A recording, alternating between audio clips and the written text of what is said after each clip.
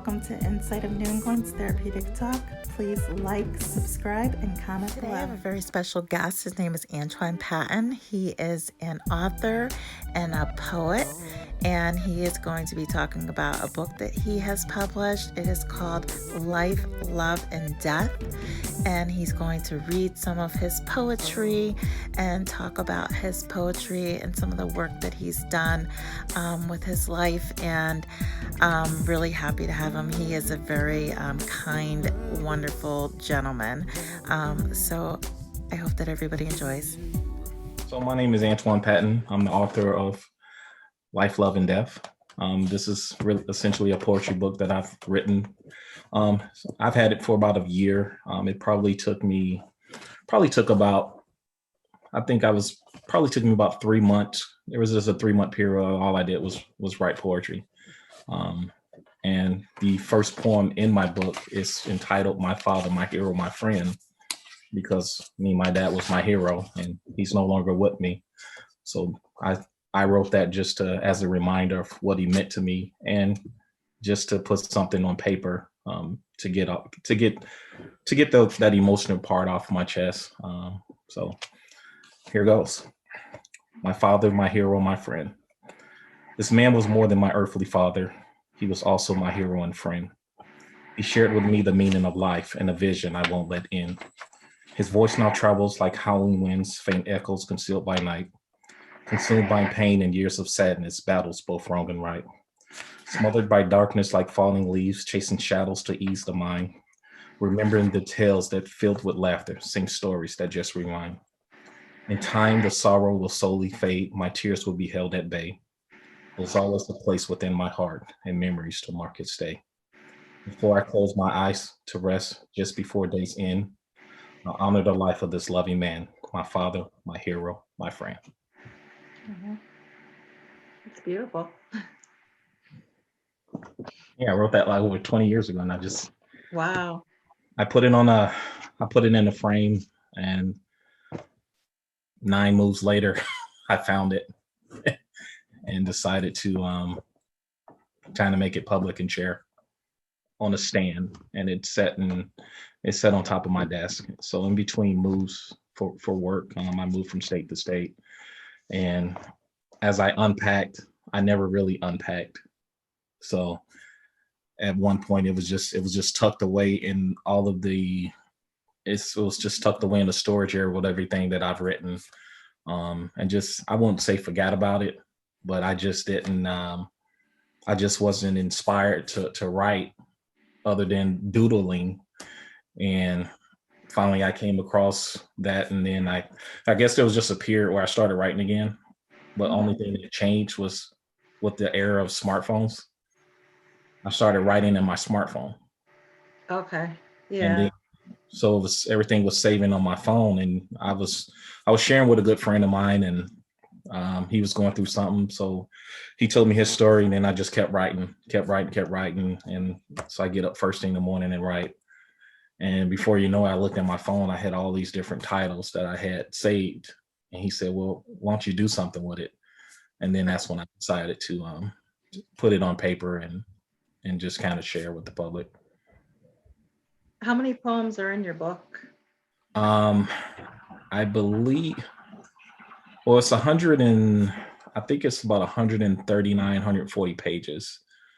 So I would say roughly, I think it's over 70 poems, and it's probably 8 to 9 like stories. One of the poems it's one poem, but it's actually 12 together. So it's 12 poems that's tied together that tell one story. Okay. So my poetry it actually tells stories. Sorry.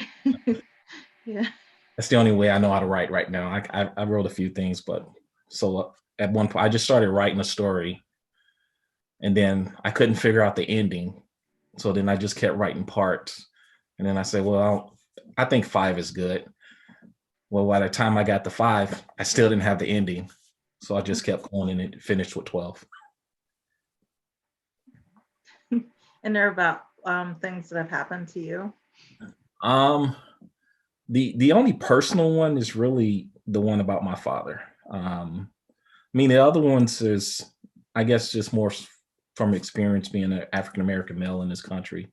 The relationship ones, not so much. I mean, obviously, there's been breakups and things of that nature, but nothing that just like floored me and say I just got to start writing this down. It was mostly just from talking to different people, just seeing things. And like I said, a big chunk of it is my buddy. He was going through something, and I just wanted to. I was just trying to make him laugh at first and kind of take his mind off of what he was going through, and then it just kind of progressed from there. And then the storyline started changing. I was actually in St. Louis at the time, when Mike Brown got killed. Mm-hmm.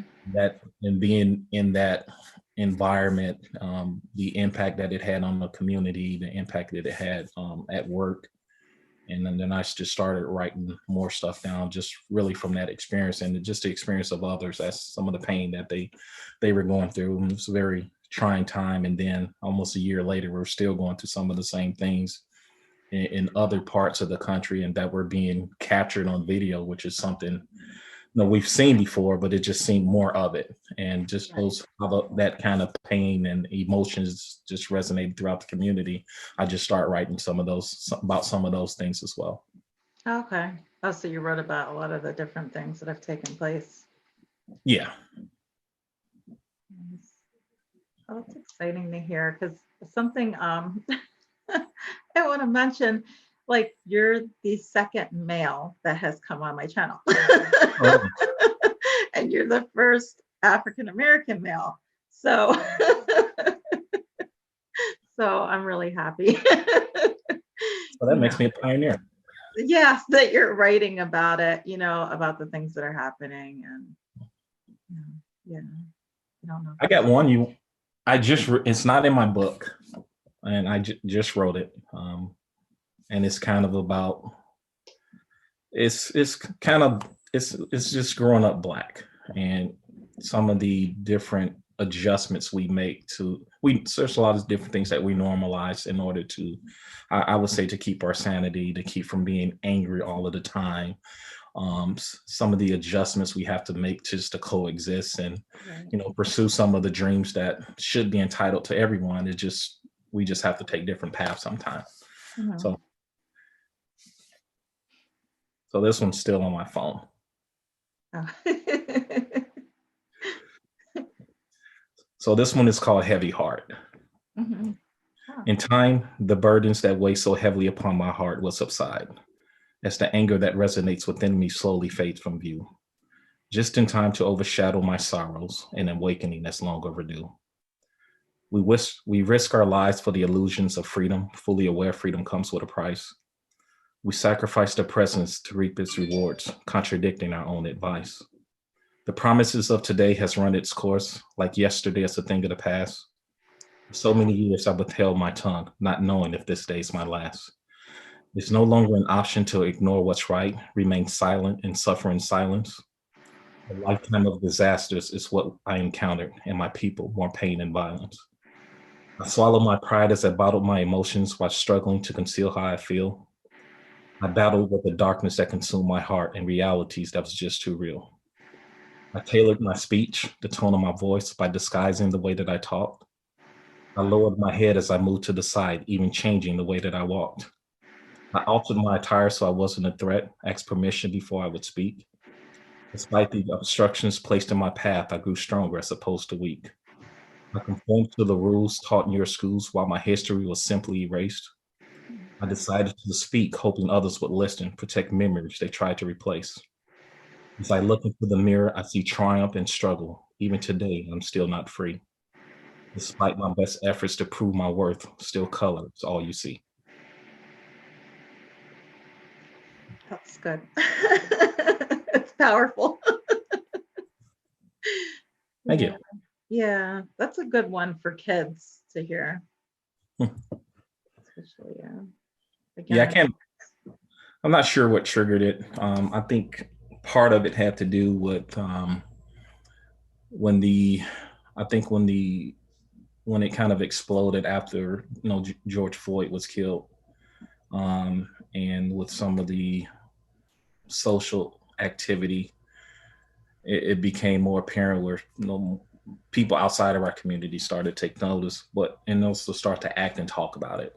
So it kind of went from that and just kind of, and then as we start talking out loud about some of the challenges of growing up Black and trying to fit in, I went to the University of Illinois, which is obviously predominantly white school, and what those emotions felt like, because there were times when I thought, did I belong? Was I prepared, considering coming from a public school in Chicago? So I've questioned myself from a curriculum standpoint, because there were periods where I did struggle, and because I believe I was the first to graduate from my college. I'm definitely the one that was in our house. So it was really just trying to figure things out. I didn't have some of the anxieties as far as worrying about paying for college, because I was on an athletic scholarship. But outside of that, there was no extra money that was coming in. My daddy could only send me what he can send because he wasn't working with his health issues. So I just made do. So there was no extras, but I still had the experience of getting an education to kind of put me in a position today to where both of my kids are. Well, one of my daughter has already graduated from college, even from therapy school, and then my son, he's in his second year of college. So to be able to make that to where I always wanted to go to college.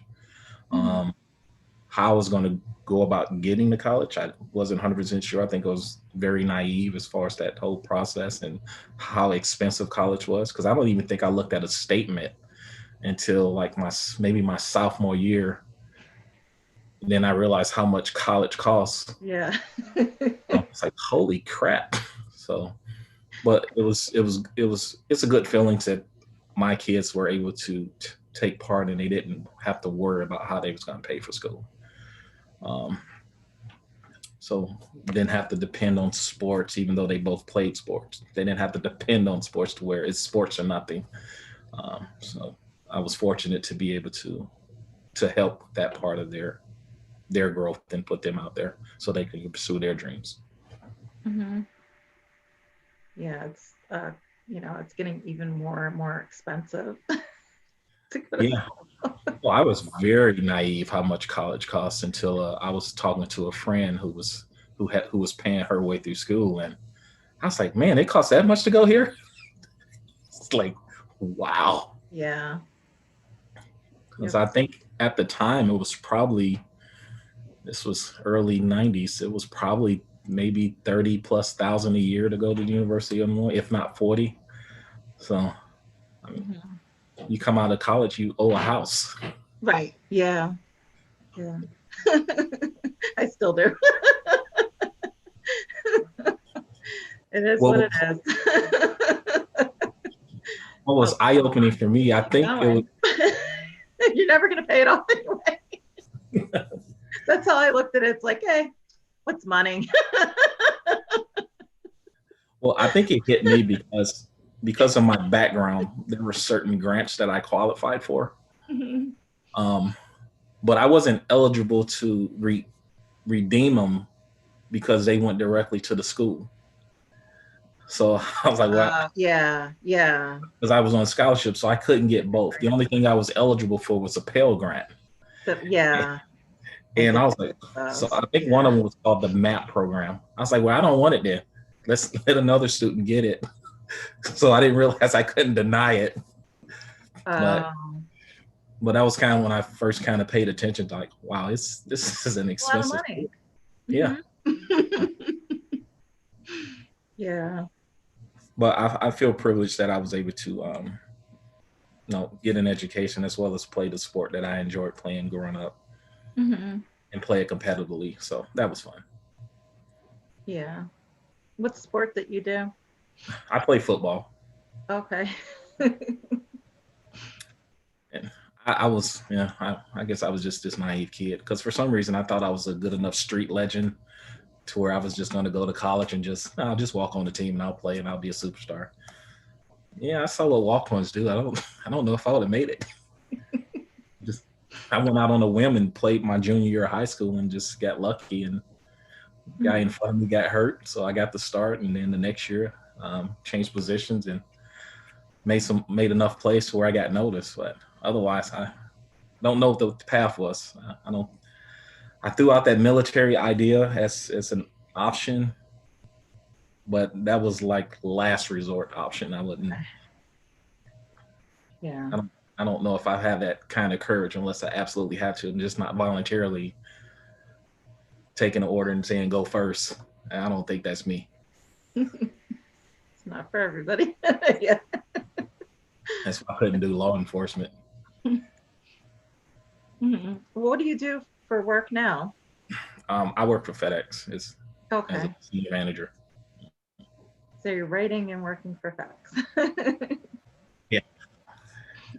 Yeah, I did the writing first, kind of put it on the back burner and got busy at work and kind of Right. forgot And now about it it's a little like, bit. now it's like your time that you're doing this. Yeah, I mean, I can do both. I guess with my kids growing up, I had more time. More of my time was taken with different sports, and so there was never really an off season. So you're always doing something. But Right. now I still wake up early. I still have those moments where the kids are out of the house. So now what am I do? So I just start doodling, writing stuff down, and see where it takes me. Eventually, I would like to write a novel. Okay. I started it, but I just kind of put that one on the back burner because I kept writing poetry. Yeah. Have you ever done like any open mics? Now I don't have the voice for it. Oh, I know. You should, yeah. I don't have enough James Earl in my voice to captivate the audience to it. Who's that guy?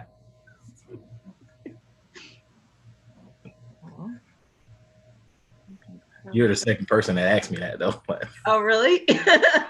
Should you open mic? Oh, yeah, I don't know about that. I'm making enough I've facial been kind of encouraging that with the high school students to do like more open mics because they can totally do that virtually, like this, you know, and just get some of their stories out. And I love open mics. I used to go to them when I was younger. Never been to one. I mean, the only live events I've been to, I've been to comedy shows, of course, and I think I went to a very small play at U of I. It was for a class, but I actually knew some of the people that took part in it, and I was like, man, that's amazing. I don't even know how they remember all their lines. But that was the closest that I got to where somebody was on stage because it was a very small venue. And you be that close and hear their dialogue. So no, I never done anything like that. Yeah, maybe you should try. I think that's the first time I read my poem out loud to somebody I didn't know. Yeah. I don't think I read out loud since like third or fourth grade when we had to stand up and recite a poem. Yeah. So I memorized this. It was called A Purple Cows. Because I missed school and I memorized it before it was time for me to stand up, so I get credit. Where are you selling your book? It's on Amazon because I self-published it, so that way it was easier to instead of going through the whole process of being an unknown person. So really, the people that purchased my book are either people that know me or the few people that were responded off of different social media sites and purchase it. Yeah. How do you get it self-published? Like, what steps did you take? I don't know. I think initially I just Googled it, or it was either Google or word of mouth, where you can self-publish it because I self-published a book because I told you I wrote while I was in college, right before this was before my dad passed away. So I self-published that one. And the difference between then and now was the fact that I actually had to go to the little bookstores and say, hey, can you put my book in your window? But that was a lot of work. That is, yeah. So you had to like go to place. Yeah, and so that part of it, and I'm by nature an introvert, so me going in there and selling stuff. Yeah. Oh no, okay, yeah. or they didn't even have to get the no out before I went to. So I picked the little small stores, and again, so this time around when I heard about it, well, now it's easier because you can, you can just, all you do is just upload it, Right. edits and things like that. And then you have the option where you can, I think you can have someone design your cover, but so you design your own cover and do that. So I did that part. So I did it because it was easier and didn't have to go through all of the red tape of being that unknown person and hearing all these people tell you no and so on and so forth. So I just decided to just see how many people I can reach and just kind of get feedback as far as what they thought about some of the poems that was in my book. Yeah, just do it. Yeah. I mean, eventually I would like to write something that would have a larger platform again, but I want to be able to put the time in, because I found as I tried to write my novel, because it was going to be a girl meets boy, or boy meets girl, and write that story. And I started it, and I did about 2 weeks straight to just do the first chapter. Then I was still writing poems. Then I realized I couldn't do both because it was my brain didn't let me do both at the same time. So I had to. So the poetry became the more dominant side of it. So I just wanted to make sure that I got all of the poetry out of me, and then get back into my novel. Hmm. But then I got the idea also I can tie my poetry into the novel. So that's something that I'll be working on, just to kind of plug myself. Yeah. And then you have some poems about relationships too. Yeah. Let me see which one I got. So I was kind of half and half. So I wrote my book, and I think initially it was about 74 pages. So then I started working on my novel, and then I started writing poems again. So it went from 70 something pages to 139 pages. Let's see. So this one is called Disguised as Love. I romanticize of a time you and I intertwined intermittently, we both chose to settle. A love that was fragile, constantly overshadowed, we faltered like a raindrop from a petal. I came to the conclusion it was all an illusion, happily wouldn't proceed ever after. No words of forgiveness, chalked up as just business. In the end, we were both without laughter. The absence of love became my affliction. From addiction, my heart had been strained. I was pardoned for my ignorance, devoid of deliverance, a glutton for punishment and pain. Emotionally, I was scarred and damaged for good reason. True love always comes with a price. Ravaged by feelings I was convinced was healing, the emptiness will have to suffice. Should I weather more burdens surrounded by aversions that always require revision? Should I compound my emotions fractioned by notions and realities that causes division? I'm perplexed by logic that defies common sense. Human nature is caught in the middle. When professing one's love disguises everlasting, not surprised it turns into a riddle. I seek but can't find my heart's divine, overcome by its non-existence. Contracting contradictions, misguided intentions, surrendering without resistance. A hopeless romantic, my path quite traumatic, I reside in a fortress of faith. Perhaps these incidentals are quite inconsequential. Reluctantly, I'm inclined to wait. Beautiful. You're perfect for Valentine's Day, maybe.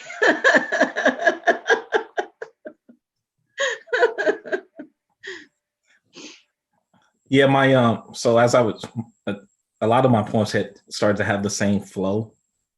So that one was the first time that I kind of switched it and went a different direction and tried to make it a little, I don't know, I guess you would say deep.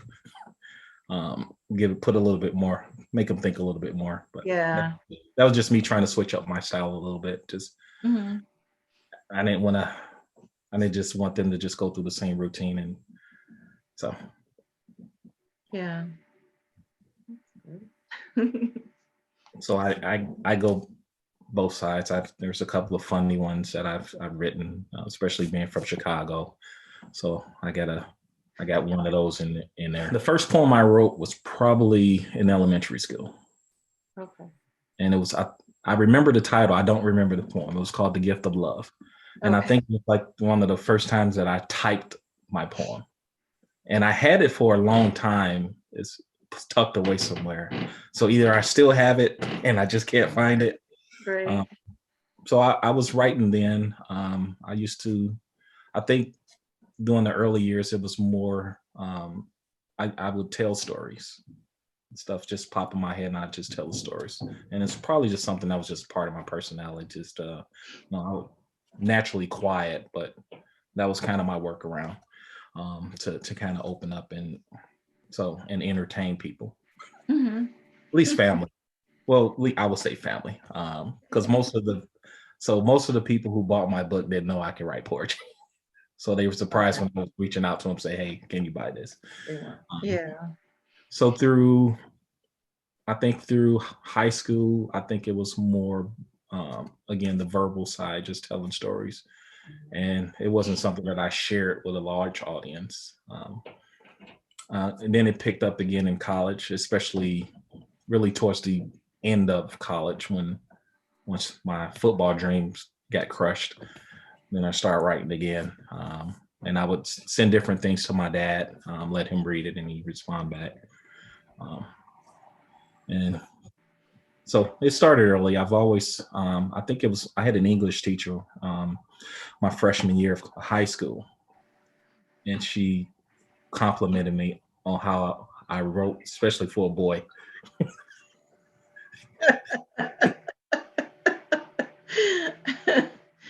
So, Oh, but so I, oh yeah, there's this stereotype with boys yeah, not having feelings, which is yeah. not true.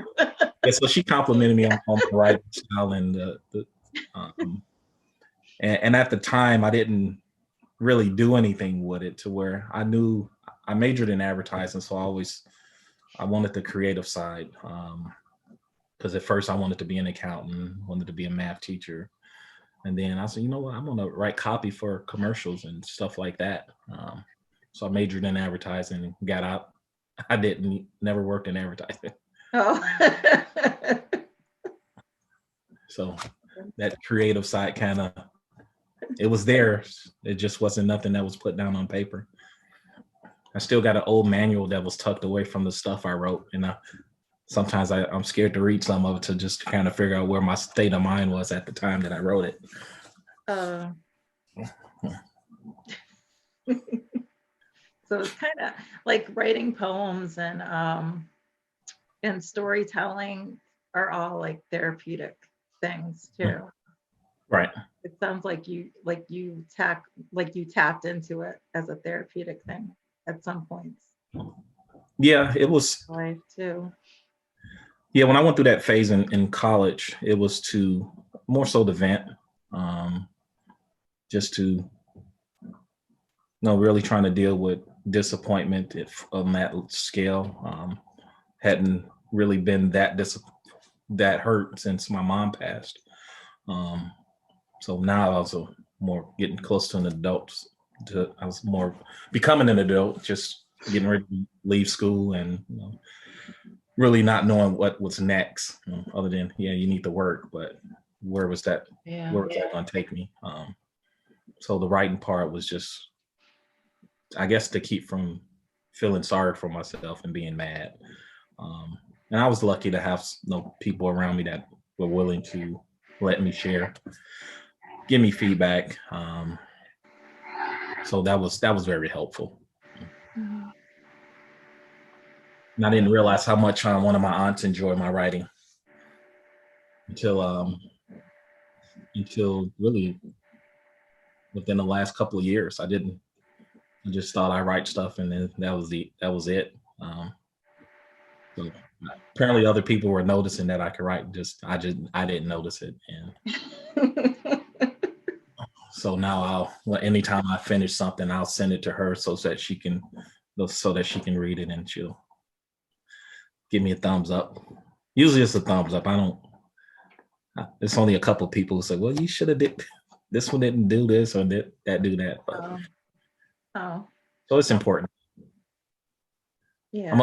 I'm a big boy. I can take it. it's good to get feedback on your work. Yeah, so that's the challenge with on the poetry side, knowing when to end it. And I think that's how the one that's a 12 part one, that's how that one came about, because I wrote it. And it's usually anywhere between 5 to, well, I think the shortest one is probably maybe 4 or 5 stanzas, to maybe max for me is probably 11 or 12. And I just couldn't end it. So I just kept adding to the story. And then I'll finish one part, let somebody read it. Oh man, I hope they get together, or hope they don't get together. Then I just kept going and on. I couldn't, then I finally figured out the ending. So, but I tried to do another one, but I went blank. Oh. I got started and it ended in the first one. So I wasn't able to get that one going again. Writer's block. Yeah, so I just moved on to the next story and started writing that one. I think that's how the Disguised as Love one came about. I was going to make it into a series, and it just ended. It's about as far as I can go with this one. You know, when you're writing, when you're going to publish your next Will do. book, yeah.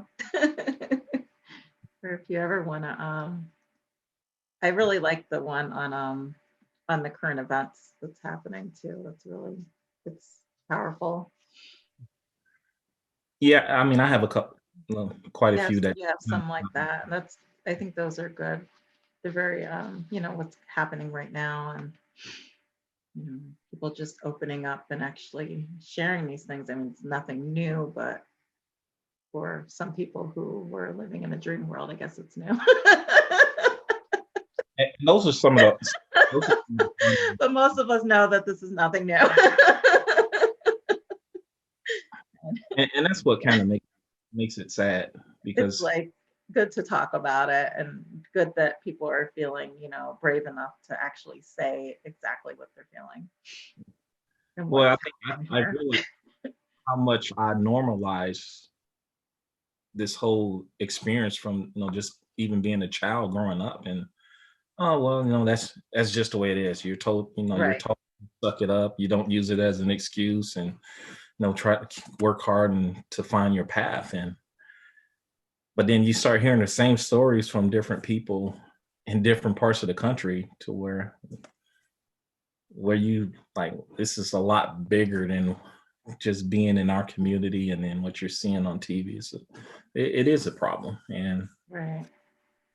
something does need to change. And it's nice to see the amount of youth that's involved in the movement. And yeah, because I mean, the generation now, I mean, I was like, I don't think I've ever, I get offered a position, I didn't say no. I'm like, yeah, I'll take that. This group now, you think I can get more? yeah. Well, you can ask.